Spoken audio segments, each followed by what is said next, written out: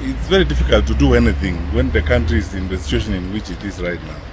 And I have been observing what has been going on in the country since morning. Like many of us who are interested in what's happening in the country.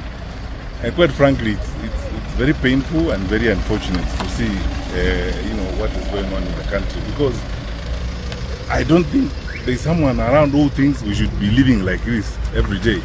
And our young people getting out, expressing themselves, and the level of violence that we have seen, the level of destruction in the country is unbearable. And we cannot pretend that there are no issues. And this has nothing to do with politics.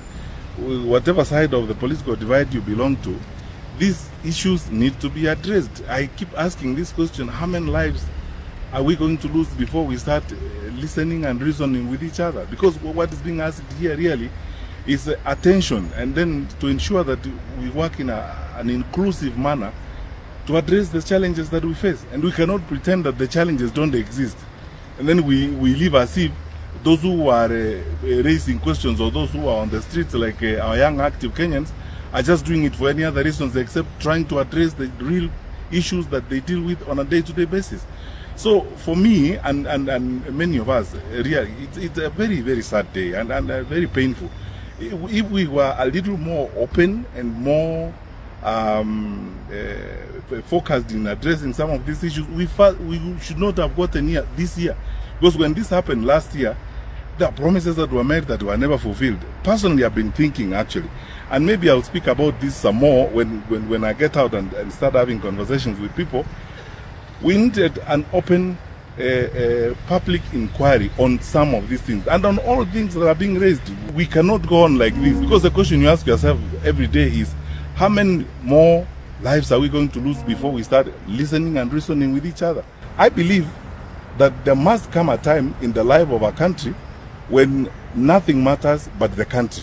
These questions I've asked about inclusion, the questions I've asked about what needs to be done in employment, how to handle education, because most of these frustrations, it's true, as some parent was telling me, some of our children are genuinely traumatized. If you have been in university for 2 years or 3 years, you cannot do an exam because you don't have money and so on. What do we expect them to do? It is painful and hurting. To be frank with you, sometimes you hope that in life you don't have to face a situation where you have to address these kinds of things.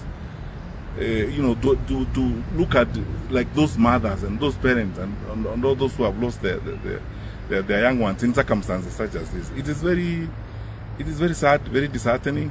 But look, let's not lose hope, because when all is said and done, let's get together, because it's for this reason precisely that we should all cross ranks in an intergenerational manner, come together and find solutions to fix these challenges. And we will fix them. These are not insurmountable problems. These are things we can deal with. I get very sad really when I see even the language that is being used in circumstances such as this. People are raising issues. What we have seen in the course of the last few days, the language even from the leaders is shocking. How do you address your citizens in the kind of manner that some of our leaders have been speaking? Yet actually you're addressing people who are raising challenges, very basic, straightforward issues and challenges that you need to solve and deal with as a leader. Why can't we even be decent and talk to each other in a responsible manner? The country and really the world now needs warriors of progress, warriors of development, not warriors who carry pangas and rungus.